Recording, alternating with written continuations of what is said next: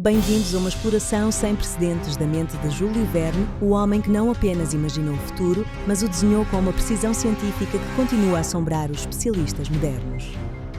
Vamos descobrir como ele inventou o século XX antes mesmo de ele começar. Nesta viagem de 7 minutos, vamos percorrer os abismos do mar e as estrelas do céu. Tudo começou em Nantes, em 1828. Verne cresceu num porto vibrante, vendo navios partirem para o desconhecido. Diz a lenda que tentou fugir como grumete no navio para as Índias aos 11 anos, prometendo depois à mãe que apenas viajaria em sonhos. Esta promessa moldou a maior obra literária de antecipação da história. Em Paris, enquanto estudava Direito por pressão familiar, Verne descobriu a sua verdadeira paixão nas bibliotecas.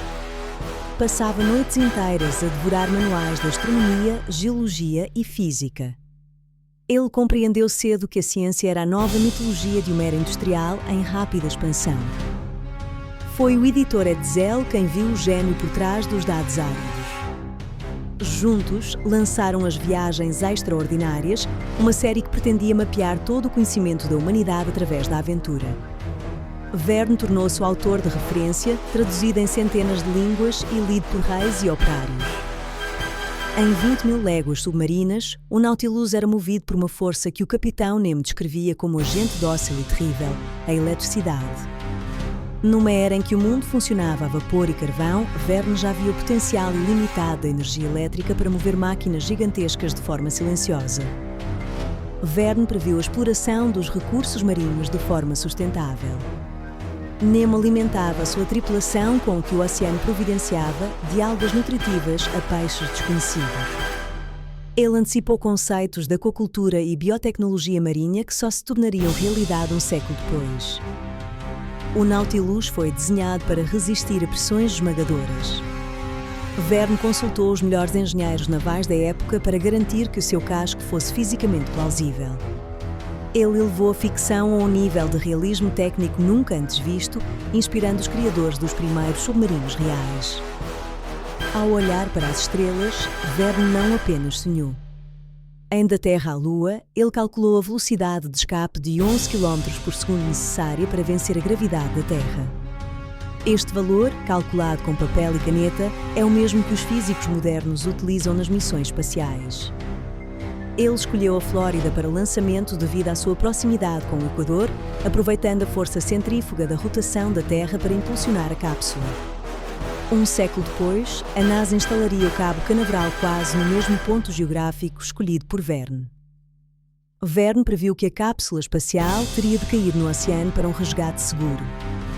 Ele descreveu o uso de paraquedas e a recuperação por navios de guerra, antecipando com detalhe assombroso o regresso triunfal dos astronautas da Apollo 11 em 1969. Em Viagem ao Centro da Terra, Verne explorou a geologia profunda. Embora a teoria da Terra Oca tenha sido superada, ele utilizou os dados científicos mais avançados da sua época para descrever estratos rochosos e ecossistemas pré-históricos, transformando a geologia numa aventura épica. Na aviação, Verne foi um rebelde. Em Robur, o Conquistador, ele previu o helicóptero moderno. Ele defendeu que o futuro pertencia às máquinas pesadas que o ar, equipadas com hélices verticais, numa altura em que todos apostavam em balões e dirigíveis frágeis. Com a volta ao mundo em 80 dias, Verne celebrou o encurtamento das distâncias mundiais. Graças ao caminho de ferro e aos navios a vapor, o planeta tornou-se, pela primeira vez, uma aldeia global interligada, onde o tempo e a distância eram dominados pelo engenho humano. No seu livro profético Paris no século XX, escrito em 1863, Verne antecipou a internet. Ele descreveu uma rede mundial de comunicações eletrónicas que permitia o envio de dados e imagens instantâneas através de cabos submarinos, ligando as mentes de todo o mundo. Ele previu automóveis movidos a combustão interna circulando por ruas congestionadas e uma sociedade dominada por arranha-céus de vidro e publicidade luminosa. Verne antecipou não só a tecnologia, mas o próprio estilo de vida urbano frenético do século XXI. Mas Verne não era um otimista cego. Ele temia que o progresso desregrado pudesse destruir a alma humana. previu a poluição sonora e atmosférica, avisando que sem ética e cultura, a tecnologia poderia tornar-se nossa própria prisão dourada, onde a poesia morre.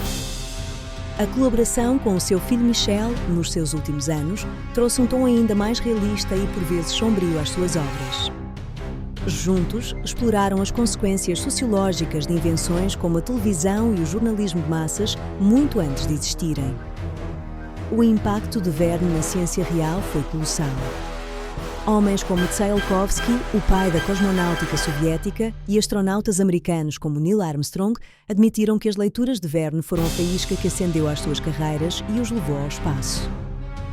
Como o segundo autor mais traduzido da história, a influência de Verne atravessa todas as fronteiras. Ele ensinou o mundo a sonhar com o amanhã, transformando a curiosidade humana numa linguagem universal que une gerações de sonhadores e engenheiros. A influência de Verne estendeu-se ao cinema. Georges Méliès, o pai dos efeitos especiais, inspirou-se diretamente na obra de Verne para criar o seu famoso Viagem à Lua, provando que as imagens de Verne tinham o poder de definir a estética visual do futuro. Ao fecharmos este capítulo, lembramos que a viagem extraordinária de Júlio Verne continua em cada mente curiosa que ousa perguntar: e se? A sua obra é um mapa aberto para o infinito que nos rodeia e nos habita.